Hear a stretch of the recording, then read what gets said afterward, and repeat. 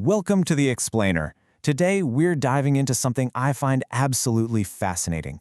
How do historical legends actually get built? You know, from lost cities hidden deep in the jungle to the world's most famous playwright, history is rarely just some dry, boring collection of dates and facts. It's about storytelling, it's about imagination, and it's about how we as humans construct these monumental legacies over time. So you gotta wonder, how do these legends really take shape in the history books? It's a super compelling question, mainly because historical facts so often end up blending with our own imagination. We all crave a captivating narrative, right?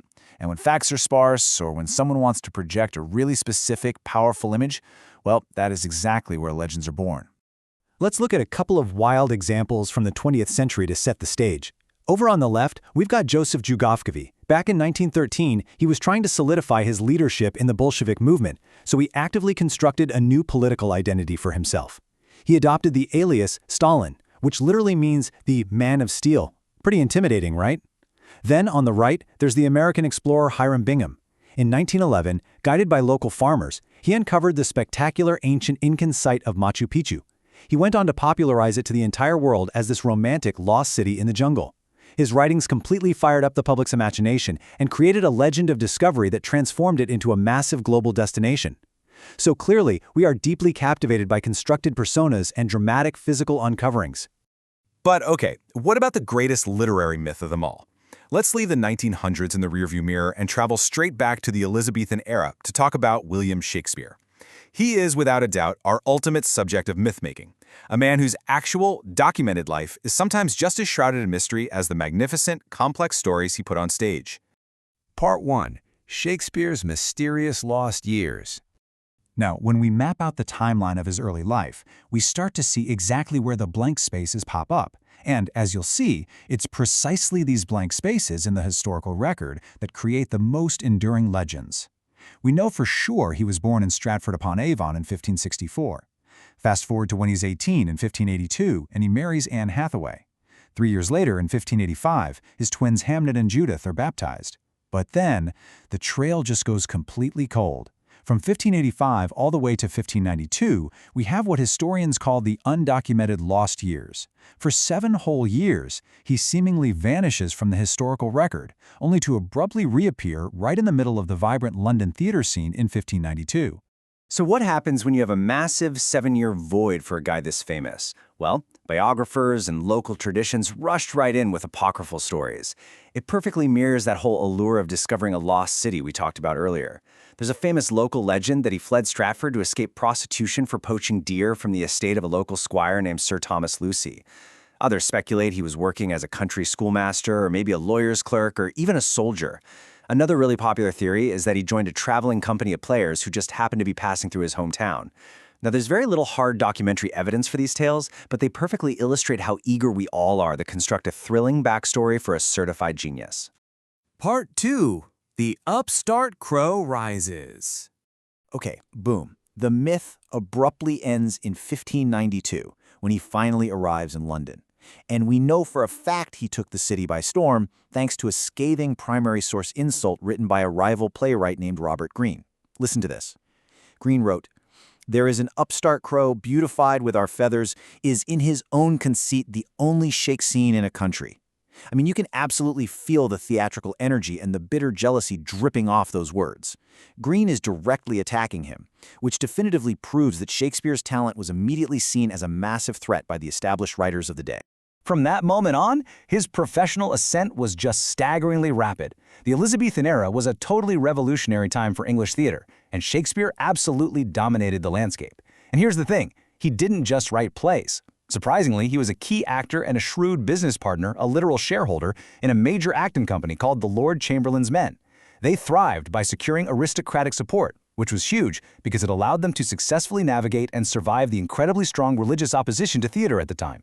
And then we hit 1599, a real game changer. His company physically cemented their legacy. When a dispute actually threatened their old venue, they literally pulled the building down themselves, took the recycled timbers, and built the iconic Globe Theatre, right on the south bank of the River Thames.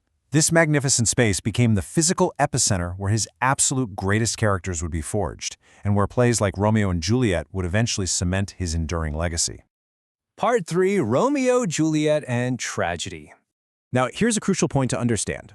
Before this play, romance wasn't really seen as a worthy topic for tragedy. It was mostly used as a trope for comedy. But Shakespeare elevated this star-crossed tale and completely revolutionized traditional concepts by creating a genre-defining romantic tragedy. He took a deep dive into the intensity of sexually charged adolescence and portrayed a profound, defiant romance that, as we all know, inevitably culminates in devastating tragic death. He proved once and for all that young love could carry immense tragic weight. What's absolutely mind-blowing here is how he flipped the script by blending traditional verse poetry with incredibly natural, character-driven dialogue. In Romeo and Juliet, he actually tuned his metaphors directly to the psychological needs of the drama. His characters weren't just standing there reciting static lines. They were thinking, feeling, and reacting in ways that felt astonishingly real and entirely modern to the audience. Part 4, Love, Time, and Death.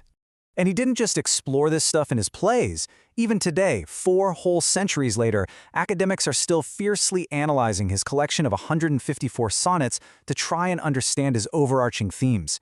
Take a look at this cover from a modern academic journal. It's a perfect example of how we are literally still unpacking how this brilliant mind understood the deepest, most fundamental parts of the human condition. You know, one of the most prominent themes popping up in these sonnets is his deeply pessimistic consciousness of time. Time is frequently portrayed as this cruel and relentless tyrant. It's a destructive force that inevitably ravages youth, beauty, and life itself. He views it as an everlapsing natural cycle that forces humanity to confront physical decay and our own inescapable mortality. And honestly, you can see this exact same inescapable timer ticking down in the tragic fate of Romeo and Juliet. But standing in defiance against that tyrant of time is love. Shakespeare's exploration of love is incredibly complex. Sure, he writes about intense, passionate connections, but also the deep, loyal, platonic bonds of friendship. He says love exists far beyond mere physical beauty. And he certainly doesn't shy away from the dark side either, depicting unrequited affection marred by bitter jealousy and despair. But ultimately, he presents love as a transcendent, powerful force actively fighting against the decay of time. It's that exact same profound, defiant romance we see in those star-crossed lovers. And it proves that these universal emotions completely bridge the gap between Elizabethan England and our own modern lives today. Part 5, A Global Literary Icon. Because of this unmatched grip on humanity, the boy from Stratford evolved into something much, much larger than a mere historical figure. He became a global icon. His tales of star-crossed love and profound tragedy heavily influenced absolute giants of literature. For instance, Herman Melville's Captain Ahab in Moby Dick, directly inspired by King Lear. And Charles Dickens was profoundly shaped by his writing. His deep exploration of the human mind even provided foundational inspiration for Sigmund Freud and the development of psychoanalysis. He literally shaped the modern English language itself. Let's actually look at the metrics of his legacy today for a second, because they are staggering. According to Guinness World Records, there are over 4 billion copies of his works sold. 4 billion! He's the 3rd most translated author in human history, with works in over 80 languages.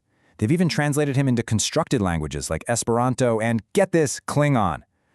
To really give you a sense of his global reach, at the Globe to Globe Festival in London, his 37 plays were performed in 37 different languages. So much like Machu Picchu became a site of massive global ecotourism, Shakespeare's works have become this universally shared landscape of human culture. I think the renowned poet John Milton really hit the nail on the head and captured this transformation perfectly when he wrote in tribute, "Thou in our wonder and astonishment hast built thyself a livelong monument." It's just incredible. From a writer with a mysterious 7-year gap in his early history, he transformed himself through sheer undeniable genius into an immortal, livelong monument. So, as we wrap up this explainer today, I want to leave you with a lingering, provocative thought to chew on. 4 centuries later, with all our countless adaptations and modern interpretations, do we shape Shakespeare's legacy, or does his magnificent legacy continue to shape us, our language, and exactly how we understand the human heart?